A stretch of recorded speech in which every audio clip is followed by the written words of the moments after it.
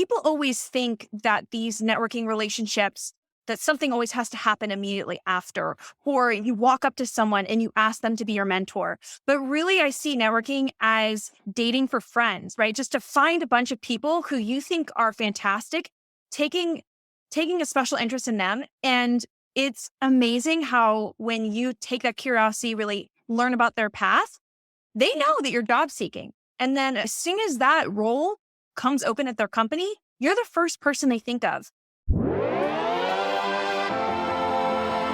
Welcome back to another episode of the Who You Know Show podcast, where what you know is important, but who you know can make all the difference in your business, career, relationships, and life. My name is Trevor Houston, and on this show, you'll learn the strategy, grit, and mindset it takes to overcome obstacles so you can level up in your career, recover your cash flow, and live the life of purpose that God intended for you. Don't forget to look at the mic drop moments time-stamped in the show notes below. And if you've enjoyed today's episode, make sure to pay it forward, subscribe, and leave an honest review so we can improve. Thanks for listening. My name is Trevor Houston, and please enjoy this episode of the Who You Know Show. She's a human resources leader who has helped thousands of people land career-defining jobs. She was named one of the top 5 career YouTube channels by Career Karma and the number 2 career-focused TikTok channel, second only to Gary Vee. So, okay, you're obviously crushing it. You know, you're getting all these awards and accolades because you got your thing going on. By the way, guys, y'all need to go subscribe to her YouTube page. Yeah, y'all need to do that. Y'all need to go do that. The Self-Made Millennial. But you're obviously crushing it. When did you start helping job seekers and why? Like when did all that start? Why did you do it? It started in October of 2017. I was the head of HR at a tech company, and I was the one who was in every interview debrief and reading lots of these resumes, and also in back rooms speaking with executives on who would be promoted. And I saw a lot of consistent patterns that if only professionals and job seekers knew the way that they were coming off, they would make much different choices in their job search. And I actually started helping people by thinking I was going to be their savior. I was going to be that one HR professional that replied to their application and told them why they didn't get the job. And I thought everyone was going to love me because, right, doesn't everyone want that? And yeah, they want feedback. Yeah. No, they did not want my feedback. There was a lot of hate, a lot of negativity that came my way. So I thought, maybe this is not the path for me to help people. So I started my YouTube channel instead so that people could get advice that they actually. Okay, so I love that. So all of y'all job seekers out there, always wanting the feedback, okay? Well, you hear it from her right here, okay? Like, you want the feedback, but can you handle the feedback? Because they say they want it, but then it's also personal, right? It is personal. Because it's very personal. You put your heart and soul into it, and you get that negative, well, not negative feedback, but you get the feedback, and you take it as negative, but it's not negative. So, but good for you, Madeline, because that way you're putting it out there, and people can digest it on their terms. Yeah, exactly. Right? Exactly. They remember you for that too, Madeline. So when did you start that? When did you start that channel? It was October of 2017. Oh, okay. Dang, okay. Yeah, it's been years, 3 years. Yeah, she's doing the thing. We got started, y'all. We're about to come up on our 3-year anniversary. Hey. January 2018. January, yeah. We're going to be 3 years. We scared everybody off. Yeah, we did. Yeah. So that's awesome. That's really good. Tell us about TikTok and your use of TikTok or what you're doing. Mm-hmm. What I love about TikTok is I am a fast-talking person who really loves to infuse humor into every learning. And I got onto TikTok. It just naturally was like, talk fast, do it quickly, make it as actionable as humanly possible, and don't take yourself seriously. And so the moment I got onto that platform, it just really worked out for me. That's awesome. Yeah, that is cool. We did a TikTok before the show. Okay. So y'all go find our TikToks. We did a tick and a talk. Look, I'm trying to get up on the game. So how you know when you're ticking and how you know when you're talking? I don't know, but everybody that comes up here, they're crushing it with the job search TikTok. And they're doing TikTok, I'm like, look, let me try to get a channel going on here. You know what I'm saying? So, hey, look, I'm trying, okay? I'm trying. Stepping out of my comfort zone, okay? Yep. Okay, that's awesome. So let me ask you a question. Do you only help millennials?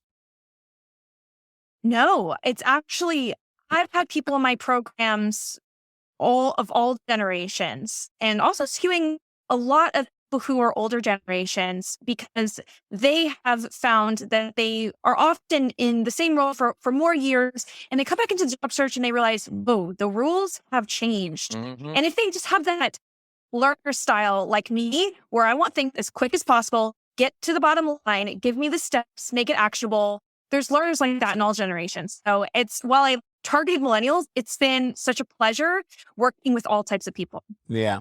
We older people, I'm not going to tell you what generation I am. A lot of us are not scared, and we will get in there and play. And you will find a lot of times that our experience and our wisdom will play into the whole thing and will make a big impact. Yeah. Hey, look, y'all are wise. Okay. Y'all got the years. You got the years, right? You got the years. Look, that's why I like this show, because we got all the generations except for the Z. Look, matter of fact, let's switch gears real quick. Let's talk about them Zs. What's up with the Zs? What are you seeing about the Zs? The X, Ys, and the Zs. What do you see? What I've noticed about the Gen Zers is that one thing that's wonderful is I see them building real world skills. So they are learning design skills early on. They're learning coding skills. They are learning communication skills. But I've also seen a tremendous amount of anxiety. I post anything about putting yourself out there or asking for feedback or anything like that. And I see them like, my anxiety can't. That's always their comment. My anxiety can't. So that's the thing that I've been noticing from a lot of Gen Zers.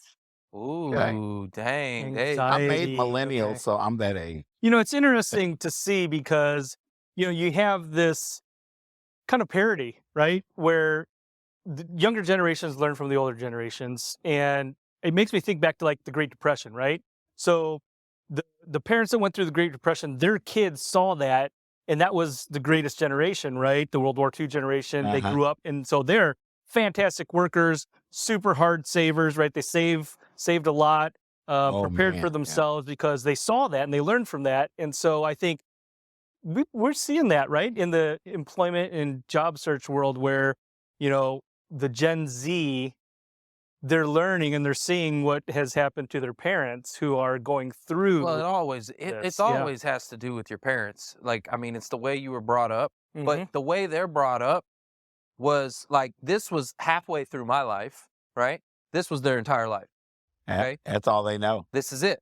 Right. So a lot of that insecurity, I feel like, comes from this right here. Fear of judgment. Good point. Right. And so where this was like, oh, I learned and I adapt halfway through my life. Like, oh, this is cool. I want to figure this out. This is awesome. And, the boomers are a little bit more resistors. They're the resistors to this. Yeah, we are. I mean, let's just face it. Right. I mean, but it is interesting. It's all about how you're raised. I think people are generally a product of their environment. And how you were raised determines a lot about a person. It does. It does. Tied in with that, and Madeline, this is really for you. Like, how do you see technology? I mean, obviously, as a millennial, you probably view it different in your shoes than what maybe the Gen Xers or the baby boomers, right? What would you say as far as how to use technology? Is it an integral part? Is it something that you just use when you can? What are your thoughts on that?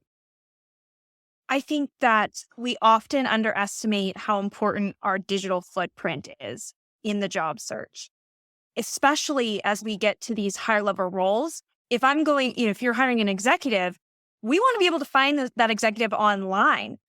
Either they have a really well filled out LinkedIn profile. There's articles or blog posts where they've been quoted. You want to be discovered online now and make sure your profile is public. And it's so important that everyone needs to Google their name, see what comes up.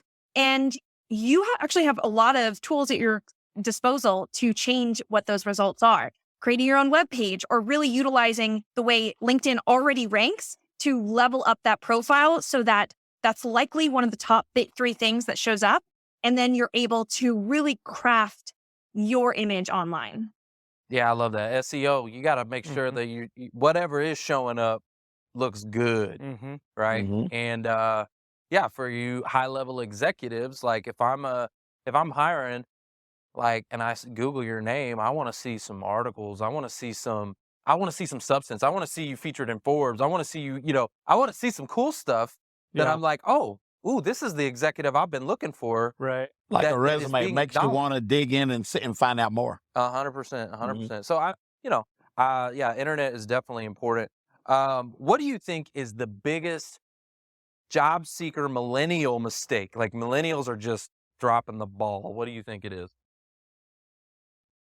Millennial mistake. I would say that there's this immense hesitation with following up, with persistence. It's seen as desperate. It's seen as annoying in the eye of the person who is considering doing it, in the eye of the job seeker. But what I've found is the exact opposite. On the employer side, we see the person who follows up as the one person who is the most passionate, the person who is the one who is a go-getter, who isn't passive, sitting back, waiting for things to happen. But when they're in their job, they will be the ones going after it and making it happen. So I think that a lot of millennials think, oh no, gotta get back, gotta be patient, when patience really doesn't pay off. Man, you just got 3 mic drops. Okay, look, you gotta follow up, y'all. Oh yeah. Well, millennials. That's like we've talked about, like, how do you spell success? Follow up. Yep. Look, the money's in the follow-up. Okay, any salespeople out there know that, right? Like, it's just the way it is. Most people don't say yes the first time you meet them. They just don't. You got to show that you care. In sales, they say it takes like 12 touch points. 12, okay? So in the job search, how many touch points does it take? Right? Oh, wow. Think about it. And that's a big sale. We talked about it on the last show. When they sign that dotted line, if it's $100,000 a year, right? The average tenure is 3 to 4 years. So let's call that $400,000 plus bonus plus benefits. You just cost that company $500,000 when you sign that line. $500,000, right? So that's a big way to purchase. look at it, yeah. How many touch points does it take?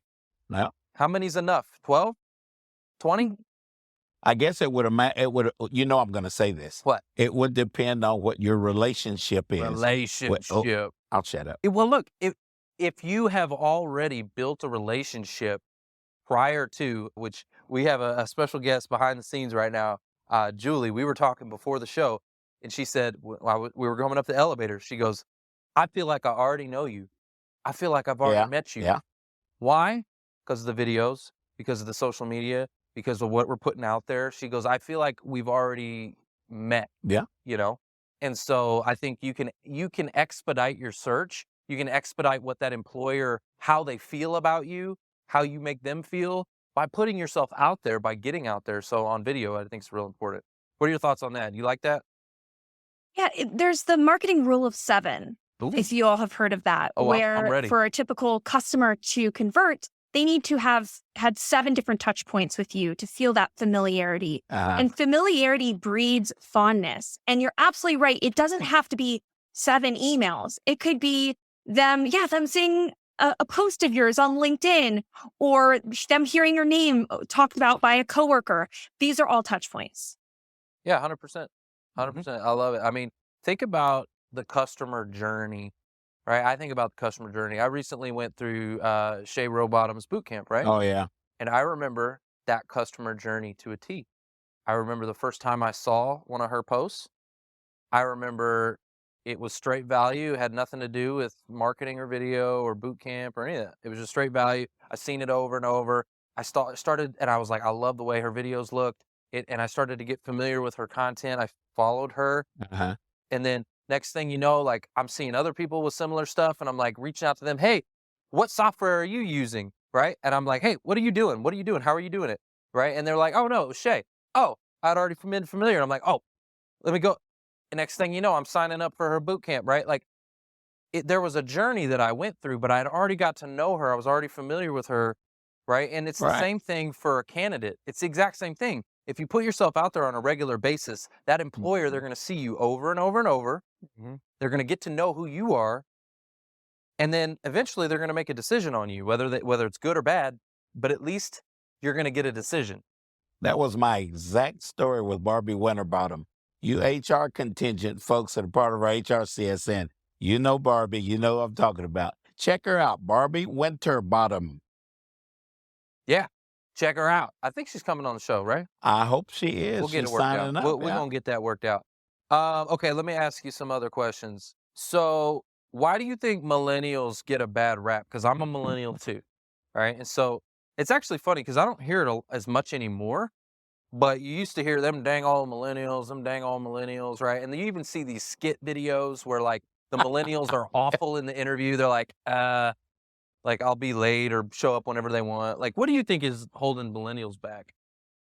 Yeah, I mean, at this point, millennials are the CEOs of all the hot tech companies at this point. So many of us are kind of in the stride of our careers. So you're right. I think we have shed quite a bit of that reputation as we've gotten our bearings in the professional world.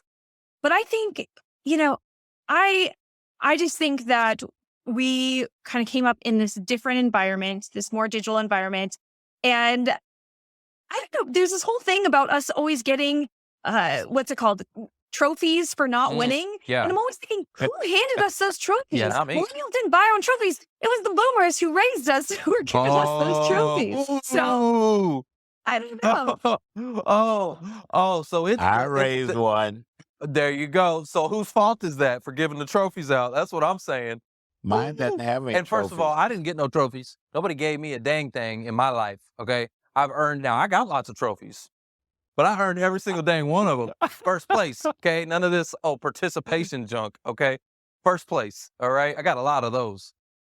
That's all I'm saying. So I'm all about, don't be giving out them trophies. You better earn that. Mm-hmm.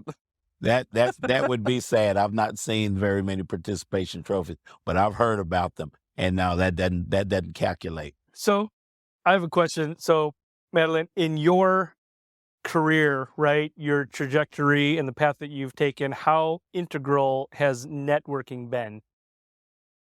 Oh, it is the key. It's who you know, right?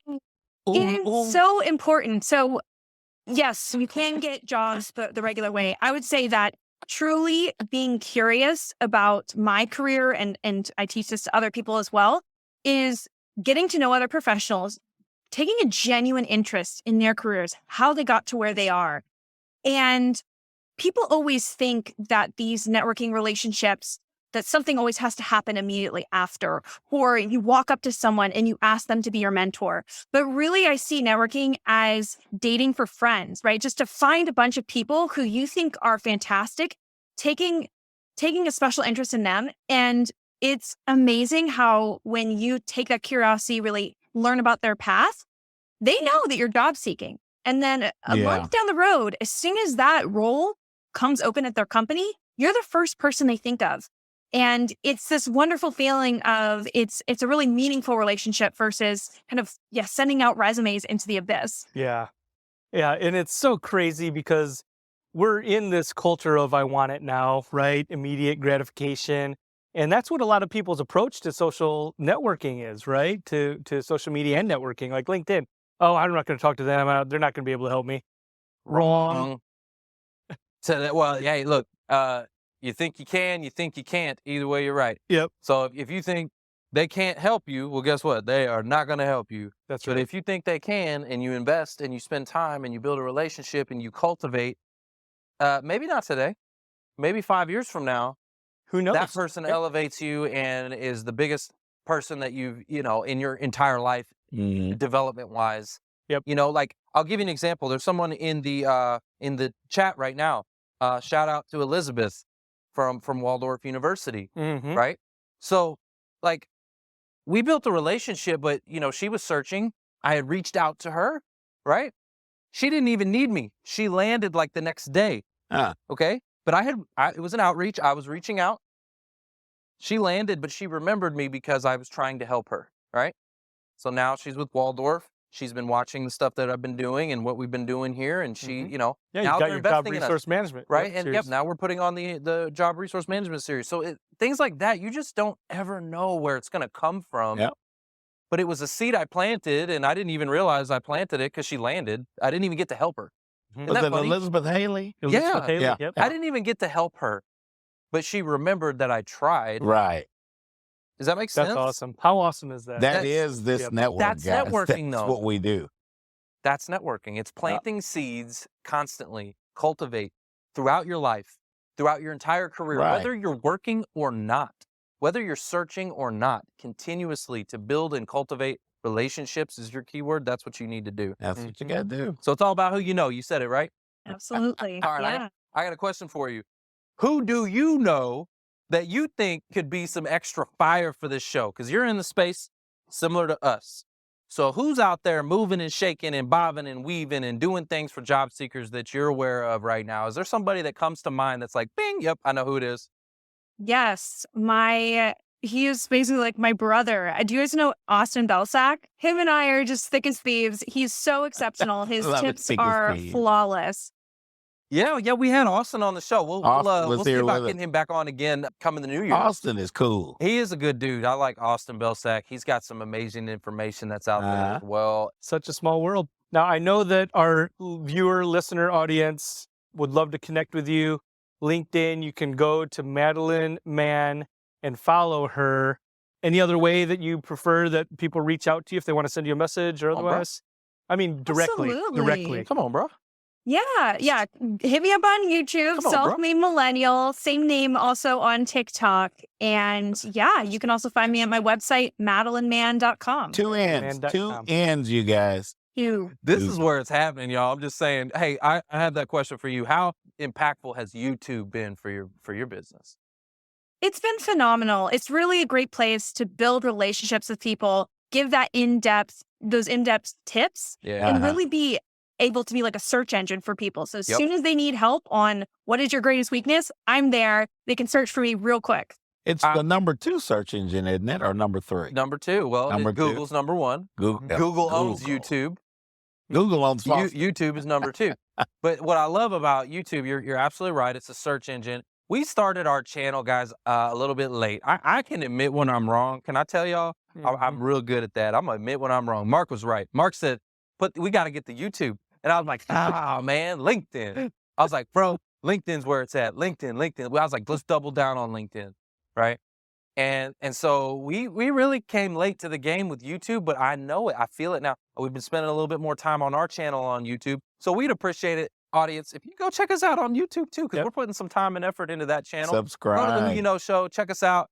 And check out Madeline. You too. I'm going to go check out your stuff. Yep, check out Madeline. That's where her content is, by the way. So make sure you go to her YouTube channel. Yep. Madeline, thank you so much, guys. Madeline, thank you. We appreciate you. Thanks, Madeline. Thank you. Thank you, Trevor, Mark, and Foster. Have a good one. All right, you too. Thanks for listening to the Who You Know Show podcast. My name is Trevor Houston, and if you've enjoyed this episode, consider subscribing wherever you listen and leave us a positive review to help us keep the mics on in the studio. Until next week, that's the show. It's all about who you know.